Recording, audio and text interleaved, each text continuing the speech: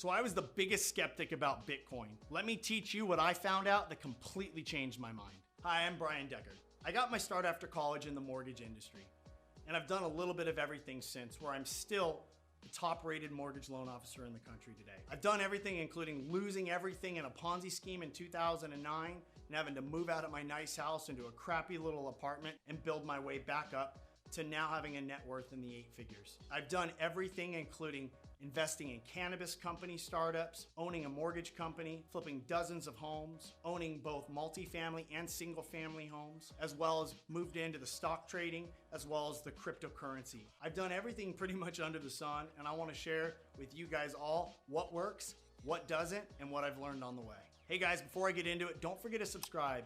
Like the video too, drop me any comments. I'll be getting back to you guys, so let's dive right in. So what is Bitcoin?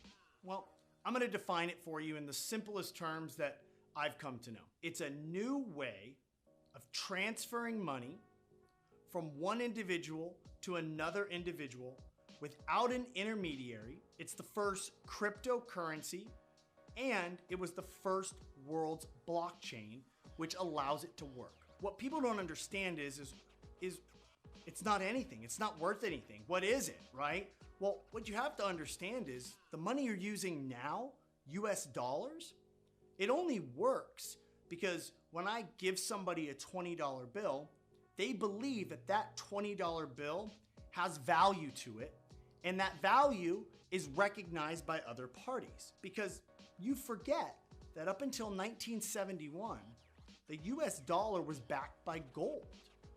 Every US dollar held $1 worth of gold backing it. Well, Richard Nixon, as an experiment, removed the gold standard as part of Bretton Woods in 1971. And as part of that, the economy, we had hyperinflation, we had all these really bad things. And since then, the United States dollar, which is still the world's reserve currency, is worth nothing more really than the paper it's written on, but yet we all believe it has value because we have a government that works and we have money that works, meaning we can go and we can provide this piece of paper to somebody, and that person takes that piece of paper and it is deemed to be worth something, right? So first off, remove that notion in your mind that digital money or Bitcoin isn't worth anything and you think the dollar is, because the dollar isn't worth anything anymore. It has no gold backing it. So you gotta start thinking the right way first. And the second thing you need to understand is our monetary system is screwed up. So think about it. If I wanna give my wife $100, I have 2 real options. One, we can meet in person and I can hand her that $100 bill. She can physically take it from my hand.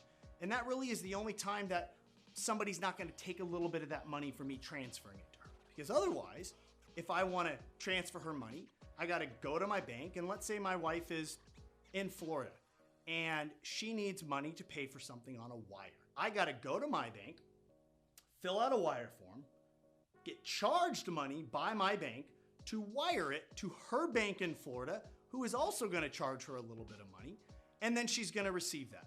So I have to rely on an intermediary, right? A bank to take my own money and give it to another person, and they charge me for that, right? And that's the intermediary bank, or how banking works. So some brilliant people decided the monetary system is broken and we gotta fix this. So what we need to have happen is people all over the world should be able to send value to one another. The exchange of that value automatically gets recorded with no intermediary, nobody takes anything from it, and we need to make sure that this is recorded for all of mankind. And that is what a blockchain is. So when I want to send Bitcoin to my wife, I literally send it from my ID directly to her ID. It goes instantaneous to it. And that right there solved a major problem of being able to transfer money between people without needing any intermediary or financial institution between us. And it doesn't matter where she's at in the world. Now, the other thing you need to understand about money is money right now in the United States works, okay? Globally, it doesn't work. We have corrupt governments. We have dollar and their dollar, whatever their currency is, fluctuating up and down. They're trying to buy things in their currency, but it's moving up so fast because their currency isn't the reserve currency. So people all over the world are very frustrated about not having a money system that works, and a money system that governments can just come in and print a bunch more worthless paper to it and put it into the system. It gets manipulated. So they understood that. So they said, okay, we need to figure out something that can't be seized, that can't be manipulated by a government, and that has finite, meaning there is only so much of it. Because that is what has caused the US dollar and inflation to lose a lot of its buying power, is the government just prints money. Money, money, money, money, money. Just run our printing presses. That's why things like gold and diamonds, things that are perceived to have finite supply, have more value to it.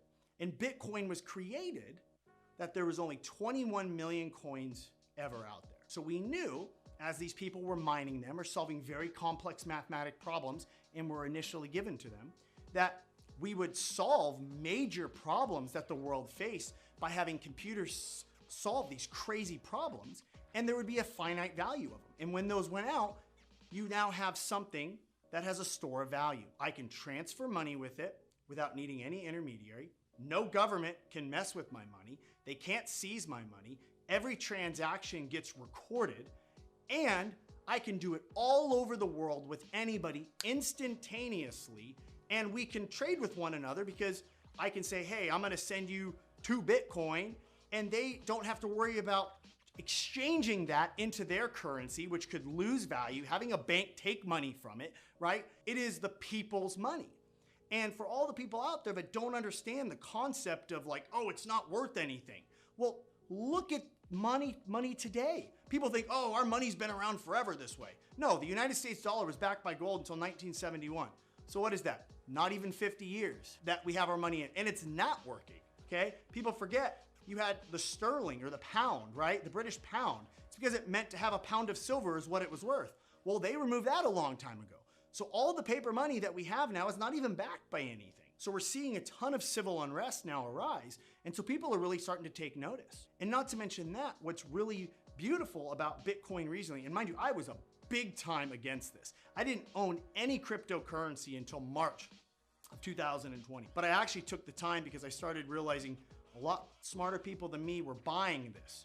And then I started realizing institutional money, meaning big hedge funds, were starting to buy this. Then big family offices that manage billions of dollars were starting to buy this. And they started to all realize the same thing.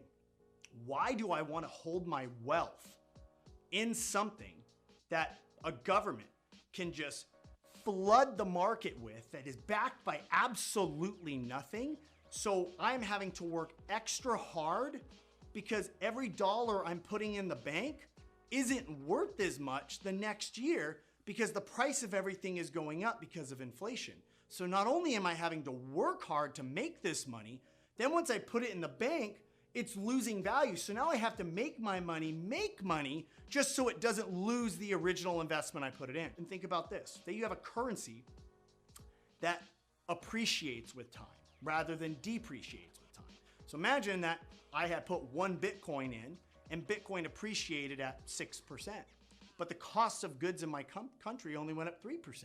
My money made me 3% on my money, right? It went up 6%. The cost of living only went up 3%. So my money just made me some money. Whereas now today, if I put $1 in the bank and I take that dollar out in 2 years, that dollar is gonna buy me way less stuff than it did just 2 years ago. That's what inflation is. There's a huge adoption rate that's starting to sweep across the entire world. There's 100 million people now that have some form of Satoshis, which basically a Satoshi is a very, very, very small, I don't know what the exact number, it's some crazy number of a decimal point of a Bitcoin.